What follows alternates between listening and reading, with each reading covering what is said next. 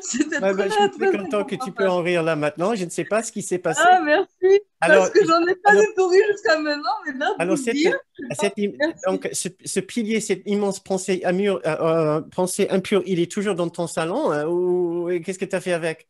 Ben, je sais pas, là, d'un coup, d'en parler, mais là, c'est à l'instant T, je m'observe, d'un coup, c'est un truc qui s'est allégé. Je sais pas pourquoi, mais là, maintenant, jusqu'à D'accord. maintenant, c'était là, et là, je sais pas, de l'avoir dit, merci, quoi. Je D'accord. sais pas, Ben, excellent. je sais pas, ouais, je sais pas, je saurais pas expliquer. Je ne sais pas Mais, si d'autres personnes ont eu cette. Je pense qu'il y a une autre personne qui m'a dit qu'elle trouvait aussi cette dernière séance un petit peu plus compliquée. ouais. Et donc, effectivement, je vous ai demandé, d'une façon légère quand même, de sortir votre plus grand défaut de votre sac. Et oui, ça aurait pu être plutôt difficile. Et voilà, si ça vous a ça aurait pu effectivement déranger, mais déranger pour la bonne cause.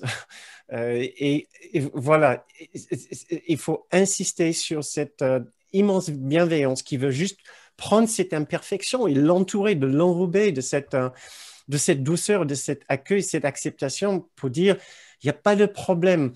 Le- c'est tellement important, on ne peut pas, ce serait impossible de sous-estimer l'importance d'enrober nos défauts avec cette bienveillance, puisque le problème avec la dualité au départ, c'est que nous sommes jugés pour la séparation.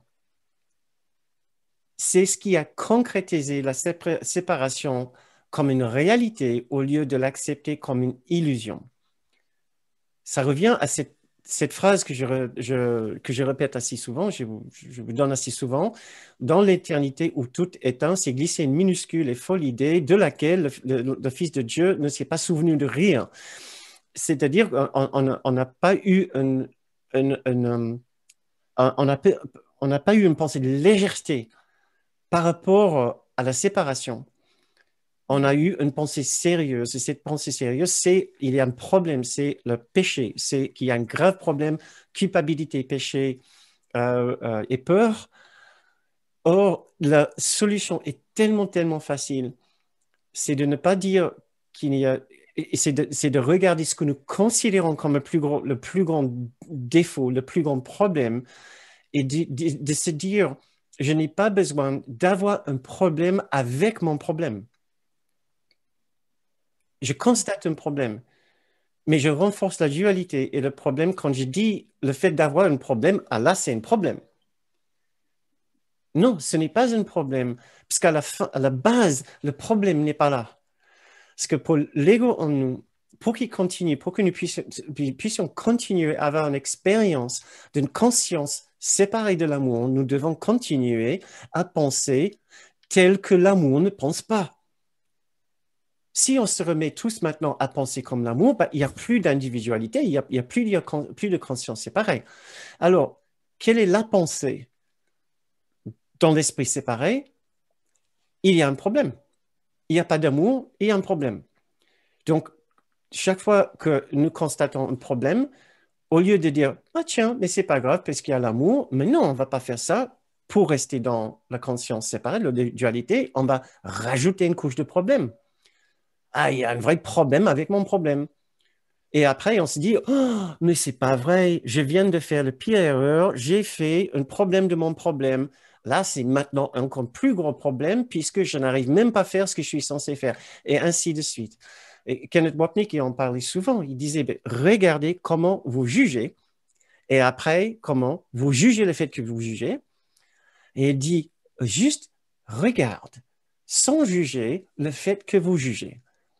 Si vous continuez à juger, regardez le fait que vous jugez votre jugement, mais regardez sans juger.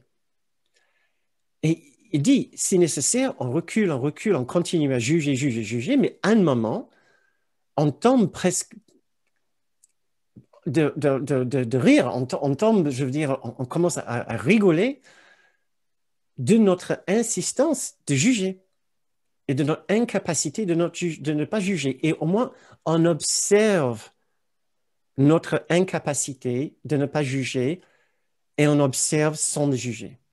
Et à un moment ou autre, si on fait bien l'exercice, on arrive à trouver l'esprit qui ne juge pas. Il faut le faire, il faut le vouloir le faire, mais il est possible d'enfin trouver en soi la partie de soi qui est capable d'observer sans juger, même si on doit passer par multiples couches de jugement pour y arriver.